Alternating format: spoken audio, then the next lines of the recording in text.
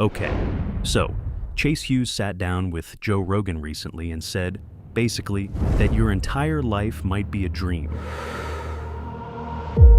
That the universe is a brain cell. That your eyeballs don't actually exist. And the thing is, they're not entirely wrong. But they're also not entirely right. And the gap between those two things, that's where it gets genuinely interesting. Let's get into it. Let's say you're in a dream right now, and I'm just here in your dream. We're chilling out, hanging out. And let's say you don't know it's a dream yet. And I look over and I say, like, what is that UFO spaceship over there? How far is that from your face right now? And you look over at that flying saucer thing. You'd be like, oh, it's like eight feet or something like that. But then if you know it's a dream and I ask you how far is it, you're still going to say, oh, it's 8 feet. And then I ask, what is it made out of? You're going to say, oh, it's aluminum or whatever that thing's made out of. But there's no aluminum in your brain, right? So and then I ask again, like, what is it made out of? And you eventually you'll get to a place where you say it's made out of me. It's made out of consciousness. And then I say, what is the distance made out of? That entire 8 feet of distance is also made out of your consciousness. And then I say, well, why did you have to manufacture eyeballs in your dream to see out of? And then what are the photons? Like, you're seeing colors and all this stuff in your dream. There's no photons bouncing off of stuff in your dream. The entire body is fabricated. Your eyes are fabricated. Like, you're seeing all this stuff without your eyeballs at all. But you made up eyeballs to see it all through.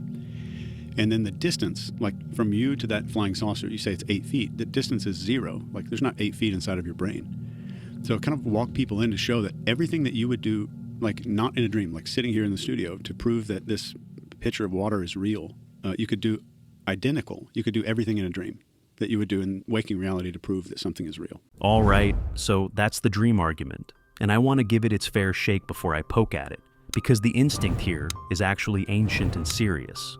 Philosophers have been making this exact argument for thousands of years. There's a Hindu philosophical tradition called Advaita Vedanta, which literally uses the dream analogy to say that what we perceive as the physical world is a kind of projection of consciousness. Descartes, the I think therefore I am guy, spent a whole chapter of his most famous work asking, how do I know I'm not dreaming right now? So the question itself, legitimate, old, worth taking seriously. Here's where it goes sideways though. The argument is, you can't tell the difference from inside a dream, so maybe waking life is the same. But here's the problem with that. In a dream, your prefrontal cortex, the part of your brain responsible for critical thinking and reality checking, is largely switched off. That's why you're riding a rhinoceros to a pizza factory and thinking, yeah, this is normal. You literally cannot question the dream while you're in it. In waking life, you can question things. You can test them. You can be wrong and find out you were wrong. That difference isn't a small footnote. It's basically the entire definition of science, logic, and rational thought. So yes, both experiences feel real from the inside, but one of them gives you the tools to check, the other one takes those tools away. Also, and I say this with love, if reality is entirely made of your consciousness, why do bad things keep happening to you that you didn't choose? I didn't dream up a mortgage. That thing is very much physically real. But stay with me, because the next section is actually where the conversation gets interesting, and also where it pulls out a visual that I have to show you. So if you look at like a galaxy, it matches the shape of DNA. If you look at the toroidal shape of like gravitational stuff, it matches the shape of a red blood cell. You look at an eyeball close up, it looks like a nebula. And if we just look at as above, so below, like any of that is even remotely true, then dreams might tell us more than we think about what's going on here in this, what we call reality. Have you ever seen the comparison between the universe itself and human neural tissue? No. It's bananas. Is it like it's identical. An image? Yeah, it's like an image of the known universe with an image of, is it a brain cell or a human neural cell? I forget which one it was. But when you look at the two of them together, you're like, okay, is this whole thing a giant fractal inside of a fractal? Yeah. If that's what infinity is, infinity, we'd like to think that, like, this is what it looks like. That's a brain cell, and that's the universe. Good Lord.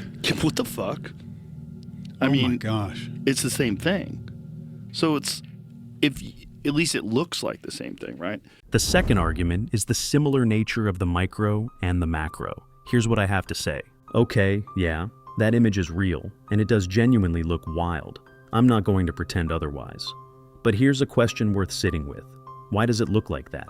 The answer is actually beautiful, and it has nothing to do with the universe being a brain. It has to do with something called scale-free network structure.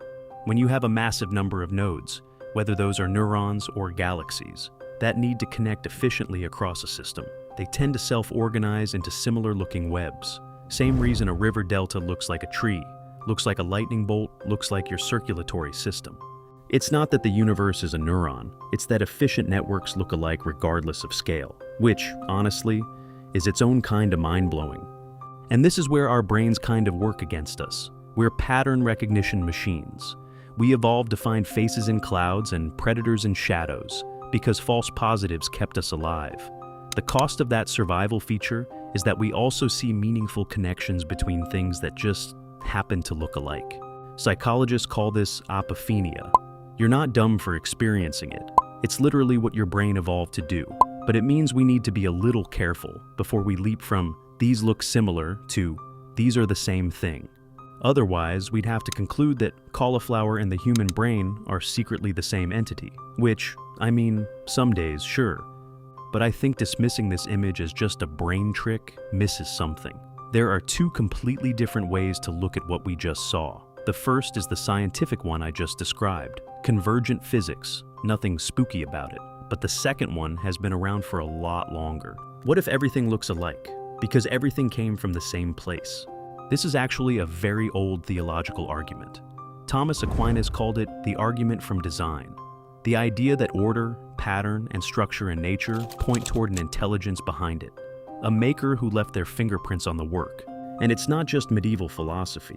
Francis Collins, the guy who led the Human Genome Project, said that the more he looked at the structure of DNA, the more it looked like a language, a code written by something that understood information long before we did.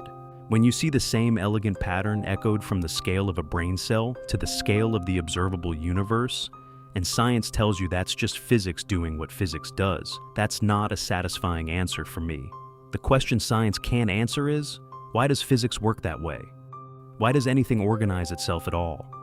Why is there structure instead of chaos? What do you think? Share your thoughts with us in the comments. We need less certainty about this shit. There's Well, I so think many people who what are you like, said- I have this figured out. What you said about coming back from the DMT trip, about how your ego tries to kind of reclaim reality for you, I think that is a genuine problem with human beings today, in which they cling to ideologies, to political parties, to ethics, morals, religion, whatever it is, that they connect themselves to inseparably. And I think part of that is just being afraid of the vastness of what this experience really is. And the way to shield yourself from it is to pretend to be sure. That's it. Yeah, it just gives me a little blanket of, I've got this figured out. I know what's happening. Little security blanket. Yeah. Oh. And it's we need less certainty in the world. Yeah. We need more people to say, as far as we know, before they say some shit. Yeah. That sounds science-y.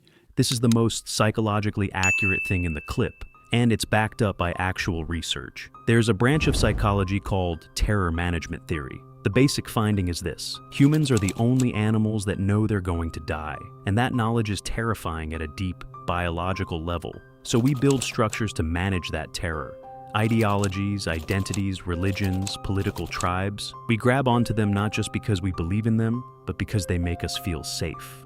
The security blanket line, that's not just a metaphor. That's a pretty accurate description of what's happening neurologically when someone refuses to question a deeply held belief. The brain literally treats a challenge to your identity the same way it treats a physical threat. So yes, less certainty, more as far as we know.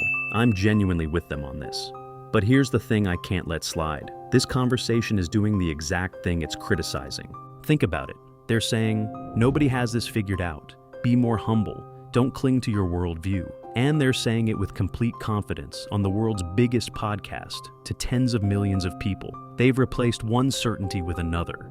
The certainty that nothing is certain. The ideology that ideologies are the problem. The belief system that says belief systems are dangerous. That's not a gotcha. It's actually just a really human thing to do. It's genuinely hard to hold humility and conviction at the same time without accidentally becoming certain about your uncertainty. The philosophers who've actually cracked this the best, they called it learned ignorance, knowing that you don't know, and holding that as a practice, not a conclusion. If you're still here, thank you. Please consider subscribing to my channel. See you in the next breakdown.